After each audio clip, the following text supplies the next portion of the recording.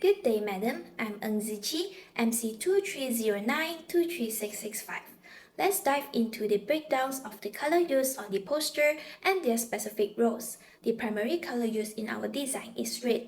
We have incorporated red in the main title Child Abuse Awareness, the handprint graphic, and the stop sign. This color choice is significant as red conveys urgency, danger, and a call to action, which is fitting for the gravity of the topic. It immediately draws attention and emphasizes the key message of the poster. Moving on to yellow, this color is used for section headings such as type of abuse and neglect, the code at the bottom, and the background highlight for the hotline number. Yellow symbolizes caution and awareness. By using yellow in this critical section, we encourage viewers to focus and pay close attention to the information presented. For the next text under types of abuse and neglect, we have chosen to use blue. Blue provides a calm and professional contrast to emotionally charged red. This allows reader to absorb the information with clarify and without being overwhelmed by the intensity of the topic. The text under risk factor is presented in purple. Purple represents empathy and care, which aligns with the tone of this section discussing factors contributing to abuse. Green is used for the heading Do You Know the Signs and Effects and its associated content. Green symbolizes growth, healings, and hope, which aligns perfectly with our poster. Headings How to Help and Support are presented in orange. Orange suggests warmth, encouragement, and action. It encourages viewers to take proactive measures to address abuse and provide a sense of urgency to get involved and make a difference. In terms of neutral colors, black is used for the most of the body content and outline in graphic. This ensures high contrast and readability against lighter backgrounds. Our color scheme has been carefully chosen to evoke emotions, ensure readability, and organize information effectively. Now, I will pass it to the next presenter, Anton. Thank you. My name is Chong An Teng and my matrix number is MC230923372. The poster uses sans serif font, like a version of Arial or a similar typeface throughout. The font is relatively simple and easy to read, prioritizing clarity and accessibility. There's no significant use of decorative or stylistic font. The focus is on legibility. The typography employs a hierarchical structure to guide the reader's eye. The main heading, Child Abuse Awareness, is significantly larger and bolder than the other text element, immediately establishing the poster's central theme. Subheadings such as type of abuse and neglect, risk factor, do you know the signs and effects, and how to help and support are also larger and bolder than the bullet point underneath them. The creates a clear visual highlights that makes information easy to navigate.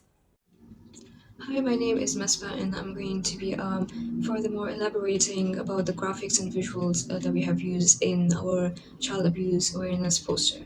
So, beginning with the first visual that we have used, it is this visual of a child's eyes being closed. So, this is what indicates what it's like to be controlled as a child, though, because like they can't actually show these signs to other people. So, usually signs like these are not even they're not noticed by other people.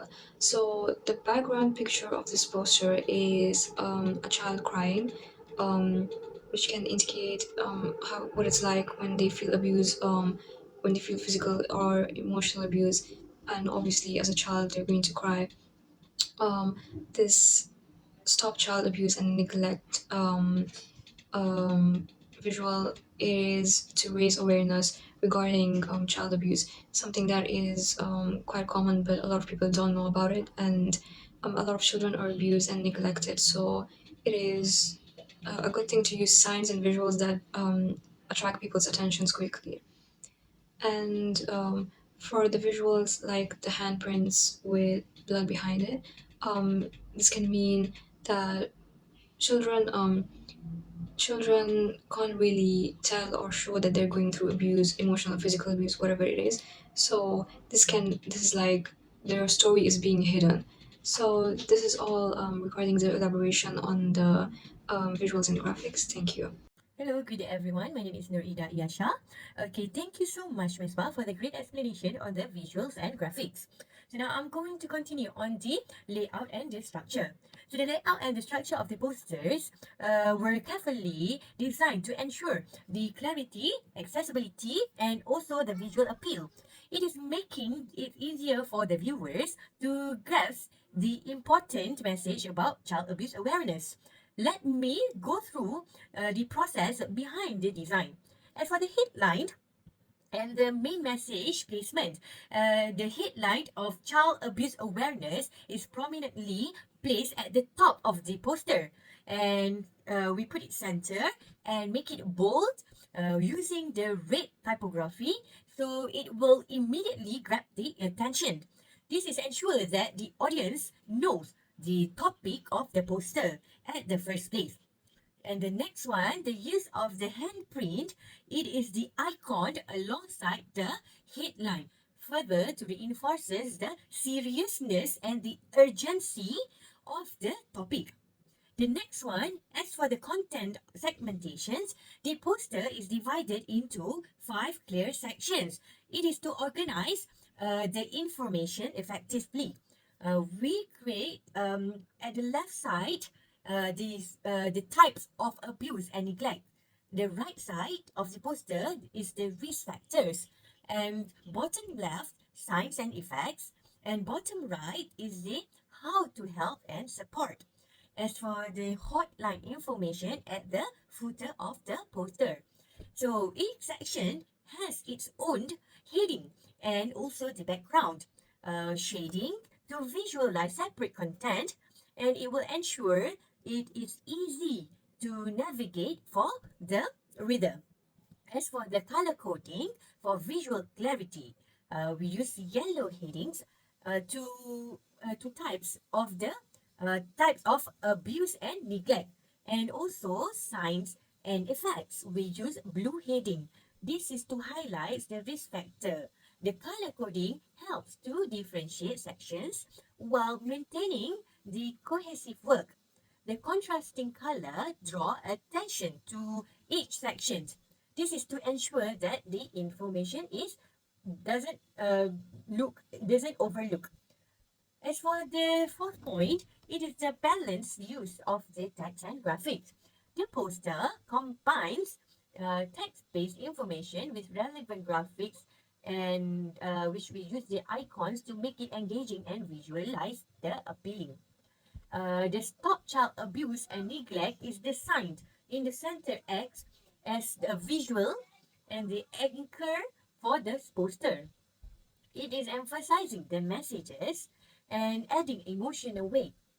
And for the subtle background image of a child highlights the human aspect of the issues, creating the emotional connections with the audience without overwhelming the content and the logical flow of the information.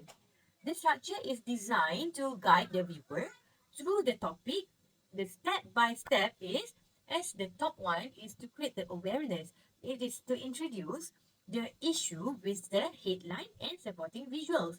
And the left and right panels will provide foundational for information on the types of abuse, neglects, and risk factors. And the bottom panels offer practical steps for recognizing sign and providing support. As for the footer and ends of the actionable resources, including the Talian Kasih Hotline and Malaysian Mental Health Association's contact information. The strategic use of space. It adequate white space and even margins. It is to ensure that the poster doesn't feel cluttered or overwhelming. The content is spread out to balance text density and making it easier for to the reader and also for the process. And the key points are presented in bullet points to enhance readability and make the information digestible. And the tagline and call to actions As for the tagline, we put at the bottom, which is every child deserves a safe, loving environment. If you see something, say something. So this is to serve as a powerful closing message, leaving a lasting impact on the viewer. It ties the poster content together and encourages immediate action, supported by the hotline information. Why the layout is matters. The structure layout is to ensure that the information flows logically, making it easy for the viewers to understand the issue and also to take actions. Each section stands out, yet all elements work cohesively to deliver unified messages about preventing and addressing child abuse. The overall design prioritizes clarity, emotional impact, and actionable steps, ensuring that the poster serves its purpose effectively. Okay, that's all from us. Thank you so much. The poster I would like to present categorizes types of abuse and neglect into 5 main groups. Let's dive into the first category, physical abuse. This refers to intentional bodily harm or physical force causing injury or pain to a child. It includes acts such as hitting, punching, shaking, burning, or any other physical actions that can harm the child. It is important to note that physical abuse leaves both physical and emotional scars on children. Another form of abuse is emotional or psychological abuse. This involves behavior that can harm the child's emotional well being or sense of self worth. It can take the form of verbal abuse, humiliation, manipulation, or isolating the child. Children who are emotionally or psychological abuse often suffer from low self esteem, depressions, and anxiety. Our third category is sexual abuse. This is a highly distressing and traumatic form of abuse that involves non-consensual sexual activity or exploitation of a child. Example of sexual abuse include sexual touching, forcing a child to watch and participate in sexual acts, or using a child for pornography. Sexual abuse may result in long-term emotional and physical damage. Neglect, which is our fourth category, is a form of abuse that often goes unnoticed. Neglect refers to the failure to provide the basic needs essential for a child's physical and emotional development. These include the lack of food, shelter, medical care, and education. Neglected children are at high risk of experiencing both physical and emotional harm due to lack of care and attention they receive. Lastly, we have institutional abuse. This category emphasizes neglect or abuse occurring in care facilities or institutions that are meant to protect children. It can involve harm caused by caregiver, staff, or system failing to safeguard the child. Institutional abuse highlights the needs for proper protocols and training within these facilities to ensure the safety and well-being of children. That's all from me. I will pass it to the next presenter, Anton. The poster identifies several risk factors associated with child abuse and neglect. The first is physical or mental illness in the caregiver. Mental health issues can impair a caregiver's ability to provide adequate care or can increase the likelihood of abusive behaviors. Next is family crisis or stress. High level of stress and conflicts within the family create an unstable environment that increase the risk of abuse. Domestic violence, in particular, is strongly correlated with child abuse. Besides that, a history of being abused or neglected as a child. Individuals who experience abuse or neglect as child are more likely to perpetrate abuse themselves, highlighting the intergenerational nature of this problem. Furthermore, the next risk factor is financial stress or unemployment. Economic hardships can create significant stress within families, increase the risk of child abuse and neglect as caregivers struggle to meet basic needs. And the last is alcohol, drugs, or other substance abuse. Substance abuse significantly impaired judgment can lead to abuse behavior towards child. The effects of intoxication can make caregivers less capable of providing safe and nurturing environments. That's all from me. Thank you. Moving on to the signs and effects regarding child abuse and neglect.